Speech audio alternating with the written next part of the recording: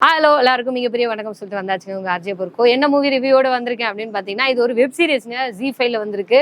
ஜி5ல ஒரு மிகப்பெரிய பிளஸ் என்னன்னு பாத்தீங்கன்னா, ஒரு வெப் சீரிஸ்க்கு மொத்த எபிசோடே ரிலீஸ் பண்ணிடுறாங்க. அதனால அவங்களுக்கு மிகப்பெரிய நன்றிகளை சொல்லிடலாம். ஒரு சிலவங்க எல்லாம் என்ன பண்றாங்க, எபிசோட ரிலீஸ் பண்றேன்னு வாரத்துக்கு 4 தாங்க பண்றாங்க. அது எவ்வளவு டார்ச்சலா இருக்கு தெரியுமா? சரி, ஓகே. தலைமை செயலகம் இந்த வெப் சீரிஸோட ரிவ்யூவோட தான் வந்திருக்கேன். ஜி5ல இப்போ போன ஃப்ரைடே ரிலீஸ் ஆயிருக்கு. இதுல முதல்ல யார் யார் நடிச்சிருக்காங்க அப்படின்னு பாத்துருவோம். முதல்ல இதோட டேரக்டர் யார் அப்படின்னு பாத்தீங்கன்னா, நம்ம வசந்த பாலன் தாங்க. அவரோட டைரக்ஷன்ல ஆடுகளம் கிஷோர், ஸ்ரீயா ரெட்டி, பரத், ரம்யா நம்பீசன், பிக் பாஸ் நிரூப் இவங்க எல்லாரோட நடிப்புல வெளிவந்திருக்க சீரீஸ் தான் வந்து இந்த தலைமை செயலகம். தலைமை செயலகம் அப்படின்னு சொன்னோடனே நமக்கு தெரியுது இது ஒரு அரசியல் சார்ந்த ஒரு விஷயம் அப்படின்னு. ஒரு அரசியல் குடும்பம், குடும்பத்துக்குள்ள நடக்கிற குடும்ப விஷயங்கள், அதை தாண்டி குடும்பத்துல நடக்கிற அரசியல், அரசியல்ல நடக்கிற குடும்பங்கள் அப்படின்ற மாதிரி ஒரு சில விஷயங்களை இதுக்குள்ள புகுத்தி இருக்காங்க. இதுக்கு நடுவுல ஒரு போராளி, அந்த போராளி செய்யற விஷயங்கள், இந்த மாதிரி 2 வெவ்வேறு விஷயங்களை ஒன்று சேர்க்கிற இடமா இந்த சீரியஸை பண்ணியிருக்காங்க. ஒரு பக்கம் ஒரு பெண் ஸ்டார்டிங்லயே வந்து அவளை வந்து அவ ஒரு திருடின்னு சொல்லி அவளை கொடுமைப்படுத்துறாங்க. திடீர்னு அவ வீழ்த்தி எழுந்து எல்லாரையும் வெட்டி தள்ளிடுறா.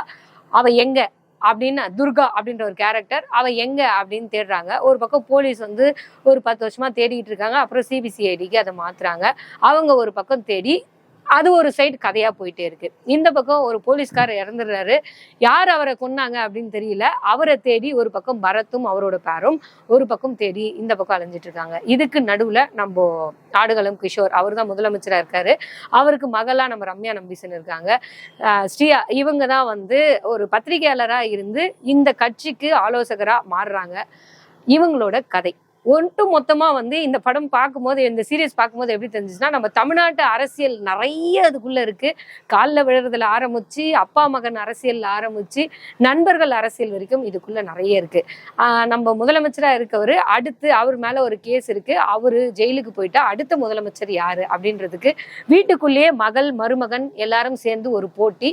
இதுக்கு நடுவுல வெளியில இருந்து வந்த அந்த பத்திரிகையாளர் இந்த கட்சிக்குள்ள வராங்க.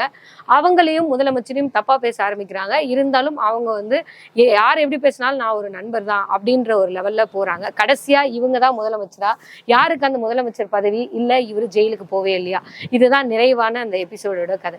உள்ளுக்குள்ள நிறைய அந்த சப் கதைகள்லாம் வச்சு ரொம்ப அருமையா நகர்த்திட்டு வந்திருக்காங்க. 8 எபிசோட் தான். ஆனா 8 எபிசோடுமே எந்த இடத்துலயும் தொய்வடையாம விறுவிறுப்பா அடுத்து என்னன்னு ஓடிட்டே இருக்கு. ஒரு பக்கம் இந்த சிபிசிஐடியோட விசாரணையும் விறுவிறுப்பா இருக்கு. பரத்தோட விசாரணையும் ஒரு பக்கம் விறுவிறுப்பா இருக்கு. இவங்களோட அரசியல் கதையும் விறுவிறுப்பா இருக்கு. ஓவராலா வந்து நம்ம நினைக்கிறோம், அரசியல் தானே கோடி கணக்குல சம்பாதிச்சிடான், அவனுக்கு என்னப்பா ஜாலியா இருக்காப்ல அப்படின்னு சொல்லிட்டு. பட் அவங்க வாழ்க்கைக்குள்ள எவ்வளவு கஷ்டங்கள் இருக்கு, எவ்வளோ நிறை குறைகள் இருக்கு அப்படின்றதையும் தெரிஞ்சுக்க முடியுது. நம்ம ஒரு செலிபிரிட்டியா, ஒரு அரசியலோ ஒரு சினிமாவோ செலிபிரிட்டியா போயிட்டோம்னா அதுக்கப்புறம் நமக்கு எவ்வளவு கஷ்டங்கள் இருக்கு, நம்மளால வாழ முடியுமா அப்படின்றதையும் இதுல காமிச்சிருக்காங்க.